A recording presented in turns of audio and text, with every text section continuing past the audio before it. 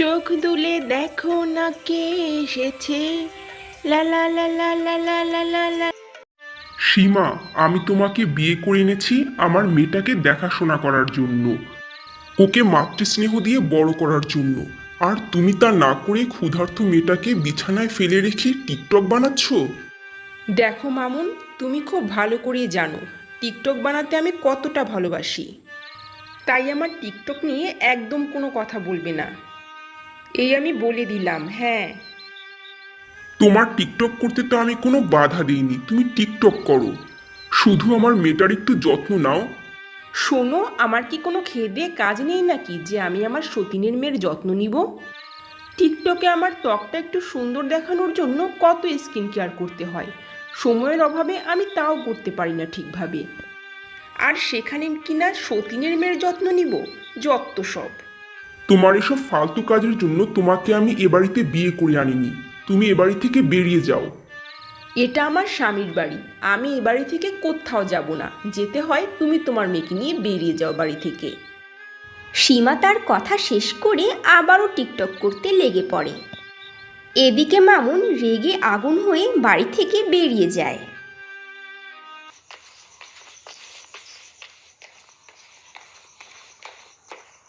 মামুন, এটা আবার কোন আপদকে ধরে নিয়ে এলে শুনি? ও আমার বিয়ে করা নতুন বউ, আর আমার এই বউ আমার মেয়েটাকে মাতৃস্নেহ দিয়ে বড় করে তুলবে। কি গো, করবে না?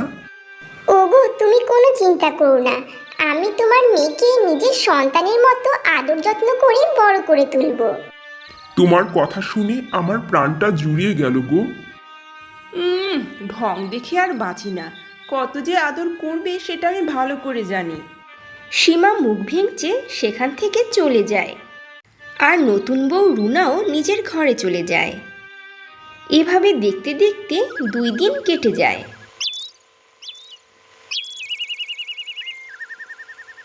এরপর একদিন উফ, কতদিন হয়ে গেল আমি কোনো ফাস্ট ফুড খাই না। এখন তো আমার বড়লোক স্বামী আছে, আমি বরং তাড়াতাড়ি বাইরে থেকে খাবার অর্ডার করি। রুনা তার ফোন দিয়ে বাহির থেকে খাবার অর্ডার করে, আর কিছুক্ষণের মধ্যেই খাবারও চলে আসে। আর রুনা খাবারগুলো নিয়ে খেতে বসে যায়। মা, আমার খুব খিদা পেয়েছে। তুমি তো একা একাই এতগুলো খাবার খাচ্ছ, আমাকে কিছু খাবার কেন দিচ্ছ না মা? দাও না আমাকে একটু খেতে, আমার যে খুব খিদা পেয়েছে, একটু দাও না মা। আমি বাইরে থেকে খাবার অর্ডার করেছি নিজে নিজে পেট ভরে খাবো এর জন্য, আর সেখানে কিনা সতীনের মেয়ে এসে খাবারের ভাগ চাচ্ছে। যা দূর হো এখান থেকে, আমাকে একটু শান্তিতে খেতে দে। এসব কথা বলে রুনা তুলিকে ধাক্কা মেরে ফেলে দেয়। আর তখনই সেখানে তুলির বাবা মামুন চলে আসে। রুনা, তোমার এত বড় সাহস, তুমি খাবারের জন্য আমার মেয়ের গায়ে হাত তুললে?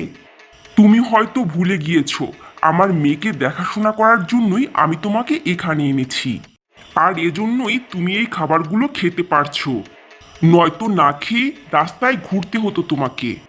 তোমার এত বড় সাহস, তুমি আমাকে খোটা দিলে? হ্যাঁ, আমি এ বাড়িতে বসেই তোমার অন্য ধ্বংসই করব। তোমার মেয়ের আর কোনো দেখাশোনা করবই না আমি। রুনা, বেশি বেশি হয়ে যাচ্ছে, এই আমি বলে দিলাম।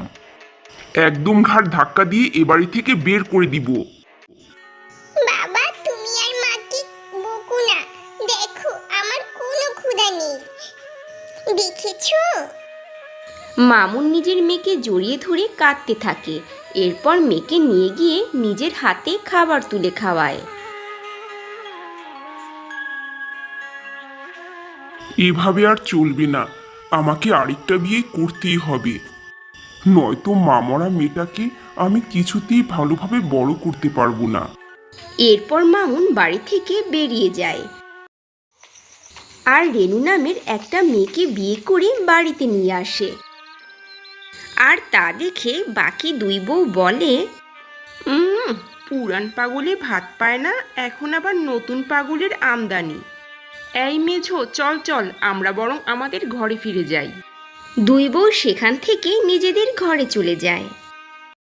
আর মামুনও নতুন বউকে নিয়ে নিজের ঘরে চলে যায়। এদিকে দেখতে দেখতে রাতও হয়ে আসে আর সবাই নিজেদের ঘরে ঘুমিয়ে পড়ে। আবার রাত পেরিয়ে ভোরও হয়ে যায়। সকালে উঠে মামুন সবাইকে ডেকে বলে, হঠাৎ করে শহরে আমার একটা জরুরি কাজ পড়ে গেছে, তাই কয়েকদিনের জন্য আমাকে শহরে যেতে হবে। তোমরা তিনজন মিলে আমার তুলির অনেক ভালোভাবে খেয়াল রাখবে, কেমন? আমি থাকতে তোমাকে এত চিন্তা করতে হবে না গো, আমি ওর অনেক ভালোভাবে খেয়াল রাখবো। মামুন তিন বউয়ের কাছে তার মেয়েকে রেখে বাড়ি থেকে বেরিয়ে যায়। বড় মা, মেজো মা, ছোট মা, আমার গলাটা না একটু ব্যথা করছে, তোমরা আমার জন্য একটু গরম পানি এনে দাও না, একটু গড়গড়া করি। সতীনের মেয়ের শখ কত, নিজের প্রয়োজন হলে নিজে গিয়ে গরম করে নে পানি, একদম আমাদের জ্বালাবি না, বলে দিলাম।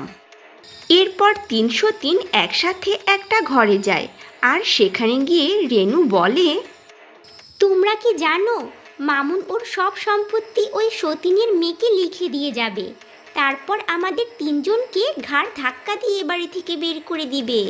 কি কি বললি তুই ছোট? এটা তো ভাবিনি। এখন ওই মেয়েকে বাড়ি থেকে তাড়াতে হবে, এই সুযোগ। তুমি এটা কি বলছো? তাড়ালে যদি আবার বাড়িতে ফিরে আসে, এর থেকে ওকে দুনিয়া থেকে বিদায় করে দিতে হবে।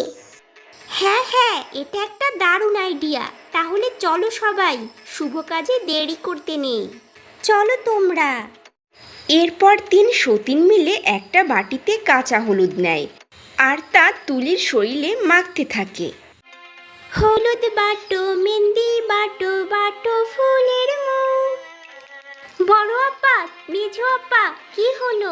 গান গাও, গান গাও, আনন্দ করো, ফুর্তি করো।